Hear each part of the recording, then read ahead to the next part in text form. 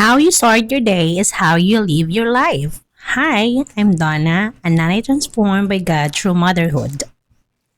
As a very busy mother of little children, I have to be really wise in dealing with my time, lalo na early in the morning.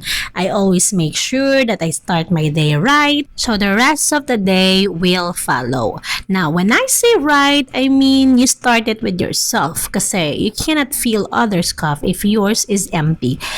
By the way, meron pala akong 3 cup na parating finifill early in the morning na na-maintain ko for almost 3 years na by God's grace.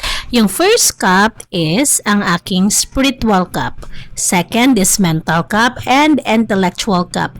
At syempre, kailangan kong gumising ahead of everyone else para magawa ko siya during my alone time. So, my morning routine looks like this. It will start at nighttime because there are a lot of things na I prepared ahead of time, especially sa gabi, para pagagising ko, straight ako to fill those cups of mine. Meron akong parang closing procedure to make my homemaker task easy in the morning. And I make sure also that I sleep or I had a good sleep para magising rin ako ng maaga. I cannot totally say the perfect hours of sleep na dapat mong ikatulog or dapat mong makuha because it depends on you. It depends kung ilang oras is okay ka na. Kasi sa akin, 5 hours okay na ako doon. Parang thriving and surviving na ako sa ganong klase ng sleep. Basta, ang make sure ko lang that by 11 o'clock in the evening is patay na yung ilaw at nakahiga na rin ako at natutulog na, kumbaga. Okay, so dapat, ang goal ko talaga is gumising ng 5-ish a.m. in the morning. Like 5:30, 5:45. And then my day will usually start sa isang 15-minute daily prayer from John Eldredge. Ito yung background ko while I open my kitchen. Kasi diba, na-close ko siya last night. So, i-open ko naman siya ngayon. So, ito yung background ko. There's a prayer na si John Eldredge yung nag-lead. So, andun siya sa YouTube. So, I turn on my mini speaker, play it while preparing our tumbler, minsan nagsasaing, gumagawa ng laundry. Then, after that, mauupo ako to do my morning devotion. So, I study the Bible for 20 minutes and 10 minutes in prayer and meditation 15 minutes, journaling na rin for 10 minutes and 1 chapter a day ng audiobook while I'll do the rest of my morning task.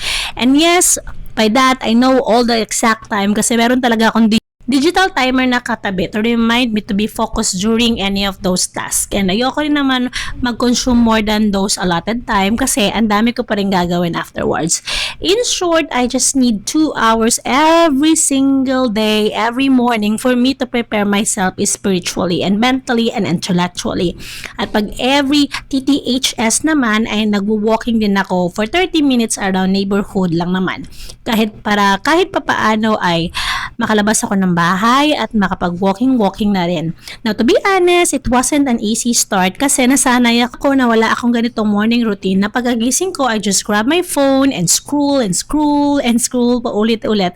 And buti na lang kinonvict ako ng Holy Spirit na hindi na mag-waste ng time kasi kapag ganun si Mark Zuckerberg lang yung parang pinapayaman ko. Hindi ang aking relationship kay Jesus, sarili ko, or knowledge and wisdom na gamit ko sa aking walk in life.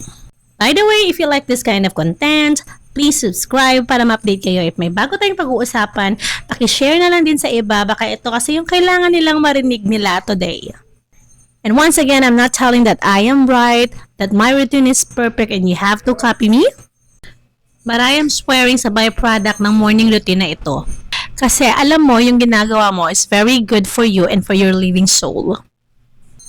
Kasi God gave us all the authority and dominion sa lahat ng bagay including sa ating time, attention, and emotions. Napilit kinukuha sa atin ni Satan na ating kaaway kaya naman kailangan natin i-sharpen ang ating weapon early in the morning pa lang. As a Christian, we should never give any footstool to Satan in our life. This is Nanay Donna. Until next time, bye!